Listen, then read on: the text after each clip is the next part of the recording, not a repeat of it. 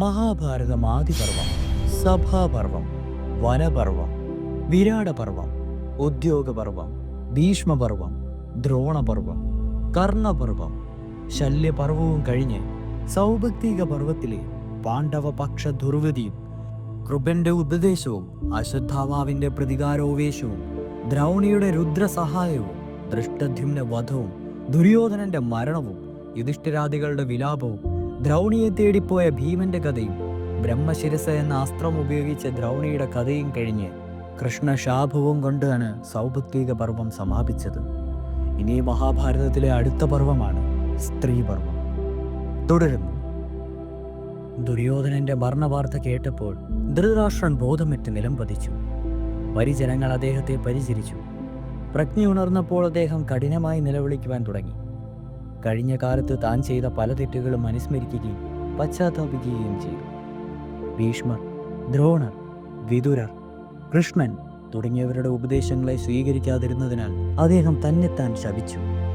അദ്ദേഹം പലതും പറഞ്ഞ് വിലപിച്ചുകൊണ്ട് കണ്ണീരൊഴുക്കുകയും ചെയ്തു. കുറച്ചു കഴിഞ്ഞപ്പോൾ സഞ്ജയൻ അദ്ദേഹത്തിന്റെ സമീപമെത്തി. അവൻ പലതും പറഞ്ഞ് മഹാരാജാവിനെ സമാധാനിപ്പിക്കുവാൻ ശ്രമിച്ചു. എന്നാൽ അതുകൊണ്ടൊന്നും ധൃതരാഷ്ട്രർക്ക് സമാധാനം കിട്ടിയില്ല. അദ്ദേഹം വിലപിച്ചു. പുത്രന്മാരും ബന്ധുക്കളും മുഴുവൻ മരിച്ച എനിക്ക് ജീവിതം കൊണ്ട് ഇനിയും എന്ത് കാര്യം? ഞാൻ കൊമ്പുകളെല്ലാം മുറിഞ്ഞു വീണ വൃക്ഷം പോലെ ഏകനായി. എൻ്റെ ഹൃദയം തകരുന്നു. ഇത്ര ഭയങ്കരമായ ഫലം അനുഭവിക്കുവാൻ തക്കതായി എന്ത് ഘോരമായ പാപമാണ് ഞാൻ ചെയ്തതെന്ന് അറിയുന്നില്ല. ഞാൻ മരിക്കുവാൻ തയ്യാറായിരിക്കുകയാണ്. ഈ സമയത്ത് വിതുരൻ അവിടെ എത്തി. ധൃതരാഷ്ട്രരുടെ വിലാപം കേട്ടപ്പോൾ അദ്ദേഹത്തെ സമാശ്വാസിപ്പിക്കുവാനായി വിതുരൻ പല സാരോക്തികളും പറഞ്ഞു. വിതുരൻ തുടർന്നു. മഹാരാജാവേ, സ്വയം സഹിക്കേണ്ട കാര്യങ്ങൾ സ്വയം സഹിക്കുക തന്നെ വേണം. അതല്ലാതെ അത് മറ്റുള്ളവരെ അറിയിക്കുന്നത് മഹാത്മാക്കളുടെ ലക്ഷണങ്ങളല്ല. ജനിച്ചവരൊക്കെ മരിക്കുന്നു എന്നത് സ്വാഭാവികമാണ്. ജീവിതം മരണത്തിലേ അവസാനിക്കൂ. ശൂരരും ധീരരും മരിക്കുക തന്നെ ചെയ്യും. യുദ്ധം ചെയ്തില്ലെങ്കിലും മരിക്കും, യുദ്ധം ചെയ്താലും ജീവിക്കും. ശത്രു മധ്യത്തിൽപ്പെട്ടാലും കാലം വരാതെ ആരും മരിക്കില്ല. ജീവികളൊക്കെ എവിടെ നിന്ന് വരുന്നുവോ എവിടേക്ക് പോകുന്നുവെന്നോ ആർക്കും അറിഞ്ഞുകൂടാ. വരവിൻ്റെയും പോക്കിൻ്റെയും മധ്യഘട്ടത്തിലാണ് അന്യോന്യം കാണുകയും ബന്ധപ്പെടുകയും ചെയ്യുന്നത്. മരിച്ചവരെക്കുറിച്ച് ദുഃഖിച്ച് നിലവിളിക്കുന്നവരും മരിക്കുവാൻ തന്നെയാണ് പോകുന്നത്. മരിക്കുന്നവരെ മാത്രമേ എല്ലാവർക്കും അഭിമാനമുള്ളൂ. ജ്ഞാനികളും മൂഢന്മാരും ദരിദ്രരും ധനവാന്മാരും എല്ലാം യാതൊരു വ്യത്യാസവും കൂടാതെ എല്ലാവരും ചുടലയിൽ ചെന്നാൽ അല്ലൽ വിട്ട് സുഖമായി ഉറങ്ങും. യാതൊരു ദുഃഖവും അവർക്കറിയില്ല. മർത്യരുടെ ദേഹങ്ങൾ ഗേഹങ്ങൾ പോലെ തന്നെയാണ്. അങ്ങനെയാണ് വിദ്വാൻമാർ പറയുന്നത്. കാലം വരുമ്പോൾ വീട് വിട്ട് പോകുന്നത് പോലെ ദേഹം വിട്ട് ആത്മാവും പോകുന്നു. എന്നാൽ അതിൽ സത്യം മാത്രമാണ് ശാശ്വതമായിട്ടുള്ളത്. വസ്ത്രം പഴയതാകുമ്പോൾ അത് ഉപേക്ഷിക്കുന്നു, പകരം മറ്റൊന്നെടുത്ത് ഒടുക്കുന്നു. അതുപോലെ തന്നെയാണ് ദേഹി ദേഹത്തെ ഉപേക്ഷിക്കുകയും മറ്റൊരു ദേഹത്തെ സ്വീകരിക്കുകയും ചെയ്യുന്നത്. ക്ഷത്രിയർക്ക് ഒഴിവാക്കുവാൻ പാടില്ലാത്ത ധർമാചരണമാണ് യുദ്ധം. കൊന്നാലും ചത്താലും അവർ കൃതാർത്ഥരാണ്. കൊന്നവൻ യശസ്വിയായി തീരും, മരിച്ചവന് വീരസ്വർഗം ഭൂതിയും കിട്ടും. ഒരു യോഗിക്കോ തപസ്വിനിക്കോ കിട്ടാത്ത അനുഭവമാണ് യുദ്ധത്തിൽ മരിച്ച യോദ്ധാവിന് സ്വർഗത്തിൽ കിട്ടുന്നത്. ആ നിലയ്ക്ക് മരിച്ചവരെയോട് തങ്ങൾ വ്യസനിക്കേണ്ടതില്ല. അർത്ഥപുത്രാദികളാദികളാൽ ഭ്രമിച്ച് ജനന മരണങ്ങളൊക്കെ വശംവരനായി ഉഴലുന്ന അവസ്ഥയാണല്ലോ സംസാരം. സംസാരത്തിൽ മിക്കവരും അജ്ഞന്മാരാണ്. ഈ ലോകം എങ്ങനെ ഉണ്ടായി എന്നോ താൻ ആരാണെന്നോ എവിടെ നിന്ന് എന്തിനു വേണ്ടി വരുന്നുവെന്നോ മിക്കവാറും ആരും ചിന്തിക്കാറില്ല. അതാണ് മനുഷ്യന്റെ ദുഃഖത്തിന് ഹേതു. മുൻജന്മ ഫലമായി ജീവികൾ ഉണ്ടാവുകയും ഇല്ലാതാവുകയും ചെയ്യുന്നു. ജീവികൾ തങ്ങൾ ചെയ്ത കർമ്മത്തിന്റെ ഫലമായി സുഖമോ ദുഃഖമോ അനുഭവിക്കുന്നു. സുഖത്തിൻ്റെയോ ദുഃഖത്തിൻ്റെയോ ഭാരം ഏറ്റവും സ്വതന്ത്രനായാലും അസ്വതന്ത്രനായാലും ചുമക്കാതെ കഴിയുകയില്ല. വിവേകികൾ എപ്പോഴും സംസാരത്തെ ദുഃഖപൂർണമായി തല്ലാതെ സുഖം സ്വരൂപമായി കാണാറില്ല. ക്ഷണികവും ദുഃഖാർദ്രവുമായ സംസാരത്തിൻ്റെ ഏതൊരു ഘടകമാണ് ഒരാളെ തൃപ്തിപ്പെടുത്തുന്നത്. അതിനാൽ സംസാരത്തിൽ നിന്ന് പുറത്തു കിടക്കാതെ ആർക്കാണ് രക്ഷയുള്ളത്? മഹാരാജാവേ, അങ്ങ് അറിയേണ്ടതൊക്കെ അറിഞ്ഞ ആളല്ലേ. എന്നിട്ടും അങ്ങ് ഇപ്രകാരം ഇങ്ങനെ ദുഃഖത്തിനടിമപ്പെടുമെന്ന് അത് കാണുമ്പോൾ ഞാൻ ആശ്ചര്യപ്പെടുകയാണ്. വിതുരന്റെ വാക്കുകൾ കേട്ടപ്പോൾ ധൃതരാഷ്ട്രർക്ക് കുറച്ച് സമാധാനം തോന്നി. എങ്കിലും ശാശ്വതമായ സമാധാനം ലഭിച്ചില്ല. തൻ്റെ സ്വന്തപ്പെട്ടവരെല്ലാം മരിച്ച സ്ഥിതിക്ക് താൻ എന്തിനാണ് ഇനിയും ജീവിച്ചിരിക്കുന്നതെന്ന ചിന്ത അദ്ദേഹത്തെ അലട്ടിക്കൊണ്ടേയിരുന്നു. ആത്മഹത്യ ചെയ്ത് ജീവിതം അവസാനിപ്പിക്കുന്നതാണ് നല്ലതെന്ന് പോലും അദ്ദേഹത്തിന് തോന്നി. അദ്ദേഹം ആ വിവരം വിതുരനോട് പറയുകയും ചെയ്തു. ഈ സമയത്ത് വ്യാസഭഗവാൻ ധൃതരാഷ്ട്രരുടെ മുന്നിൽ പ്രത്യക്ഷപ്പെട്ടു. അദ്ദേഹവും വളരെയേറെ പുത്രനെ ഉപദേശിക്കുകയും ചില ദേഹരഹസ്യങ്ങൾ ധൃതരാഷ്ട്രനെ അറിയിക്കുകയും ചെയ്തു. ദുര്യോധനൻ കലിയുടെ അംശാവതാരമായി ഭൂമിയിൽ ജന്മമെടുത്തതാണെന്നും അവന് തുണയേകിയ ശകുനിയും കർണനും മറ്റും ദൈവയോഗത്താൽ പിറന്നവരാണെന്നും അവരുടെയെല്ലാം നാശം ദൈവോചകമായിട്ടുണ്ടായതായിരുന്നുവെന്നും വ്യാസൻ പറഞ്ഞതിൻ്റെ സാരം അവന് മനസ്സിലാവുകയും ചെയ്തു. തുടർന്ന് അദ്ദേഹം തുടർന്നു: നിന്റെ മക്കൾ ആത്മാപരാധം കൊണ്ട് മരിച്ചതാണ്. അവർ ദുരാത്മാക്കളായിരുന്നു. അവരെ ഓർത്ത് നീ മാഴരുത്. ശോകത്തിന് കാരണമില്ല. പുത്രശോകം കൊണ്ട് കത്തിക്കളയുന്ന അഗ്നിയെ പ്രജ്ഞയാകുന്ന ജലം കൊണ്ട് കെടുത്തുക സ്വധർമ്മത്തെ പാലിക്കാതെ ആത്മഹത്യ ചെയ്യുന്ന മൂഢത്വമാണ്. ഏതവസരത്തിലും ധീരനായ കർത്തവ്യത്തെ പാലിക്കുന്നതാണ് വിവേകം. മരിച്ചവരുടെയും ഉദകക്രിയയെല്ലാം ചെയ്യണം. അതാണ് ഇപ്പോഴത്തെ പ്രധാന കർത്തവ്യം. വ്യാസനുടൻ തന്നെ അപ്രത്യക്ഷനായി. ധൃതരാഷ്ട്രർക്ക് ശാന്തത കൈവന്നു.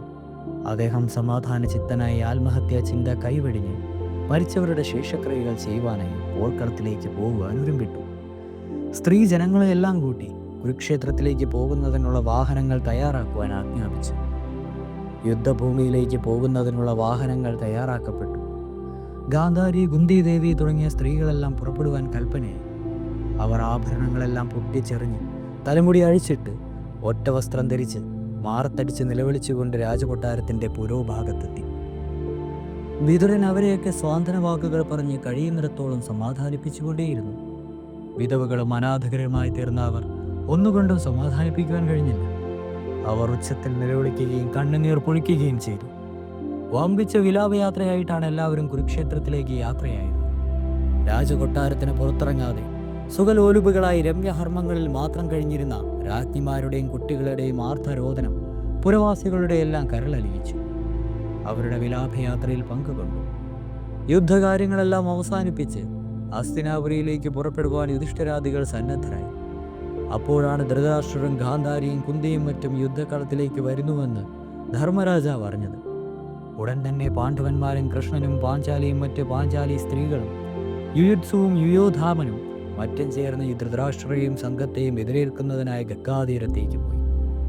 അപ്പോഴേക്കും മഹാരാജാവ് കൗരവരാജ്ഞിമാരും ഗംഗാതീരത്തെത്തി.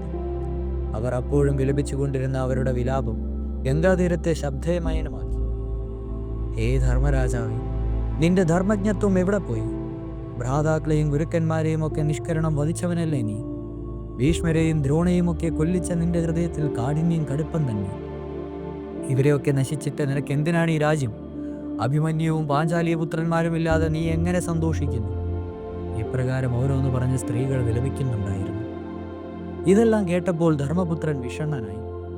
എങ്കിലും അതൊന്നും പുറത്തു കാണിക്കാതെ അദ്ദേഹവും അനുജന്മാരും കൃഷ്ണനും കൂടി അവരുടെ ഇടയിൽ കൂടി ധൃതരാഷ്ട്രന്റെ മുന്നിലെത്തി. യുധിഷ്ഠിരൻ അന്ധനായ തൻ്റെ വല്യച്ഛനോട് പോർ പറഞ്ഞ് തൻ്റെ ആഗമന വിവരമറിയിച്ചു. ധൃതരാഷ്ട്രന്റെ മനസ്സിൽ ദുഃഖവും പാണ്ഡവരോടുള്ള അപ്രീതിയും നിറഞ്ഞു നിന്നിരുന്നു.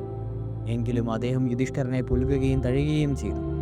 അതിനുശേഷം അദ്ദേഹം ചോദിച്ചു, ഭീമനെവിടെ? ആ ചോദ്യത്തിൽ ഭീമനോടുള്ള പക സ്പഷ്ടമായി അടങ്ങിയിരുന്നു. ആപ്തിസദൃശ്യമായ ദുഷ്ടത ഹൃദയത്തിൽ തിങ്ങി നിന്നിരുന്ന ധൃതരാഷ്ട്രന്റെ കോപാഗ്നി ഭീമനെ ദഹിപ്പിക്കുവാൻ പോരുന്നതായിരുന്നു.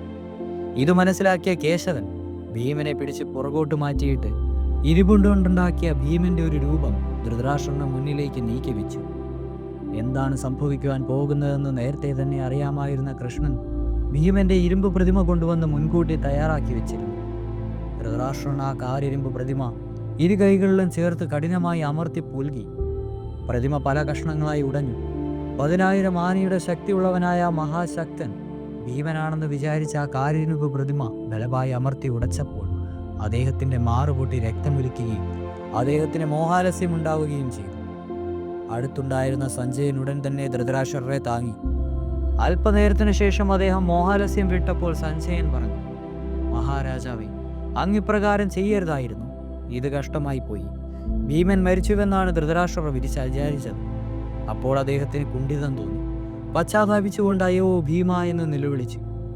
കോപം പോയി ഭീമനെ ഹിംസിച്ചതിൽ ദുഃഖിക്കുകയാണ് ധൃതരാഷ്ട്രൻ അറിഞ്ഞപ്പോൾ പുരുഷോത്തമനായ കൃഷ്ണൻ പറഞ്ഞു, ദുഃഖിക്കേണ്ടതില്ല രാജാവേ, നീ ഭീമനെ കൊന്നിട്ടില്ല. നീ ഞെരിച്ചുടച്ചത് ഭീമന്റെ ഇരുമ്പ് വിഗ്രഹമാണ്. നിന്റെ പുത്രൻ ഭീമനോട് യുദ്ധം ചെയ്യുന്നതിനുള്ള പരിശീലനം നടത്തുന്നതിനായി ഉണ്ടാക്കിയതാണ് ഭീമന്റെ ഈ ഇരുമ്പ് പ്രതിമ. ഭവാൻ കോപാവിഷ്ടനാണെന്നറിഞ്ഞ് ഭീമനെ ആലിംഗനം ചെയ്യുവാൻ അറിയാതെ ഈ ഇരുമ്പ് വിഗ്രഹം വരുത്തി ഭഗവാന്റെ മുന്നിൽ വെച്ചതാണ്. നിന്റെ കൈകൊണ്ടുള്ള പിടുത്തം ആർക്കും വിടുവിക്കുവാൻ സാധ്യമല്ല. നിന്റെ കൈകൾക്കിടയിൽ പെട്ടാൽ ഒരുത്തിനും പിന്നീട് ജീവിക്കുകയുമില്ല. പുത്രശോകം കൊണ്ട് ഉൾത്താപം പൂണ്ട നിനക്ക് പ്രതികാരം ചെയ്യുവാനുള്ള പാപബുദ്ധി ഉണ്ടായിരുന്നു. ഹേ രാജേന്ദ്ര, അതുകൊണ്ടാണ് നീ ഭീമനെ കൊല്ലുവാൻ വിചാരിച്ചത്. രാജാവെ, അങ്ങയ്ക്കത് ചേർന്നതല്ല. നിന്റെ മരിച്ച മക്കൾ ഇനിയും ജീവിക്കുകയില്ല. ഭവാന്റെ മക്കളെ കൊല്ലുന്നതിൽ ഭീമനൊരു നിമിത്തം മാത്രമായിരുന്നു. ഭവാന്റെ ക്ഷുദ്രനായ പുത്രൻ സ്പർദ്ധ മൂലം പാഞ്ചാലിയെ സഭയിൽ കയറ്റി. പക വീട്ടാൻ കാത്തിരുന്ന ഭീമനാൽ അവൻ കൊല്ലപ്പെടുകയും ചെയ്യപ്പെട്ടു. സ്വന്തം ആക്രമണത്തെയും ദുരാത്മാവായ മകന്റെ അക്രമത്തെയും ചിന്തിച്ചു നോക്കൂ. കുറ്റം തന്നിലാണെന്ന് ഭവാൻ ചിന്തിച്ചു കാണും. സ്വന്തം കുറ്റം ചിന്തിച്ച് അങ്ങ് കോപം അടക്കുക. ഇപ്രകാരം സത്യമായ കാര്യങ്ങൾ കൃഷ്ണൻ പറഞ്ഞപ്പോൾ ധൃതരാഷ്ട്രർ ദേവകി സൂതനോട് പറഞ്ഞു, മാധവ, നീ പറഞ്ഞത് ശരിയാണ്. ധർമാത്മാവെ, പുത്രസ്നേഹം എന്നെ ധൈര്യത്തിൽ നിന്നിളക്കി. തന്മൂലം എനിക്ക് കോപമുണ്ടായി. കൃഷ്ണ, നീ രക്ഷിച്ചതുകൊണ്ട് ഭീമൻ എൻ്റെ കയ്യിൽ പെട്ടില്ല. ഭാഗ്യം തന്നെ. ഇപ്പോൾ എൻ്റെ കോപമെല്ലാം ശപിച്ചിരിക്കുന്നു. ഞാൻ വൃഗോദരനെ വീണ്ടും പുൽകുവാൻ ഇച്ഛിക്കുന്നു. മക്കളും ബന്ധുമിത്രാദികളും എല്ലാം മരിച്ച എനിക്കിനിയും എൻ്റെ ഏക ആശ്രയം പാണ്ഡവപുത്രന്മാരാണ്. പിന്നീട് ധൃതരാഷ്ട്രർ ഭീമനെയും അർജുനനെയും നകുല സഹദേവന്മാരെയും ഗാഠമായി പുണർന്നു. അദ്ദേഹത്തിൻ്റെ കണ്ണുകൾ നിറഞ്ഞു. അദ്ദേഹം പാണ്ഡവർക്ക് സർവ്വമംഗളങ്ങളും നേർന്നു. തുടരും.